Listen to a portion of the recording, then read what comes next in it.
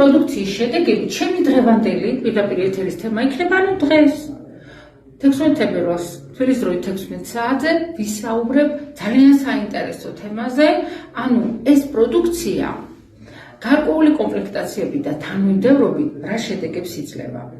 რატო ვიწყებ მე მაგალითად თუნდაც წმენდით და მხოლოდ შემდეგ შევსება და უშუალოდ სხვა სისტემასთან მუშაობისთვის ეს კანი იქნება, ზღვასახსოვრო სისტემა იქნება, გულწნეთკლავი იქნება, გუსთავთა სისტემა იქნება, ნერვული სისტემა, რა კომპლექტაციებს ვიყენებ და რატომ აძლევს ეს უკანასკნელი ასეთ ფანტასტიკურ შედეგს, რასაც გაჯანსაღება ქვია.